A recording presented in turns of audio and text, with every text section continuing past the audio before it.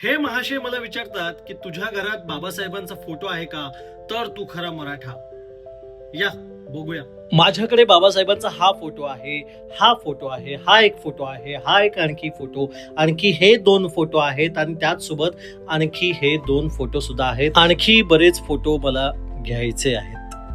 तर जसं की तुम्ही पाहिलं की मी तुम्हाला माझ्याकडचे डॉक्टर बाबासाहेब आंबेडकरांचे सगळे फोटोज दाखवलेत, पण आता तुम्ही म्हणाल की अरे बाबासाहेबांचे फोटो म्हणाला आणि सगळी पुस्तकच दाखवली. तर त्याचं कारण असं आहे की माझ्या घरामध्ये मी ज्या पुरोगामी विचारधारेला फॉलो करतो त्यातल्या कुठल्याही महान व्यक्तिमत्वाचा फोटो अथवा मूर्ती मी घरामध्ये ठेवलेली नाही.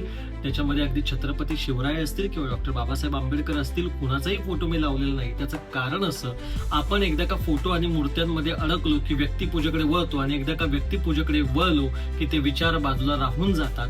त्याच्यामुळे मला असं वाटतं की आपण अगोदर त्यांच्याबद्दल वाचलं पाहिजे किंवा त्यांचं वाचलं पाहिजे. माझं असं बिलकुल मत नाही की आपण फोटो किंवा मूर्त्या घेऊ नये किंवा त्यांच्या फोटो मूर्त्या घरामध्ये लावू नये. अगदी मला सुद्धा कधी जेव्हा वेळ मिळेल तेव्हा मी या सगळ्या व्यक्तिमत्वांचे छान पोर्ट्रेट्स रेखाटून एक आर्टवर्क किंवा इलस्ट्रेशन करून माझ्या घरामध्ये लावायला मला आवडेल.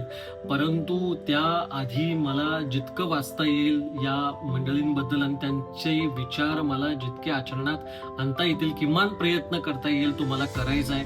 त्यामुळे फोटो आणि मूर्त्यांमध्ये अडकण्यापेक्षा आपल्याला त्यांच्या विचारांशी जोडलं जाण्याची गरज आहे. त्यामुळे नक्की लक्षात ठेवा की वाचन आपल्याला गरजेचं आहे. तर जय भीम, जय शिवराय.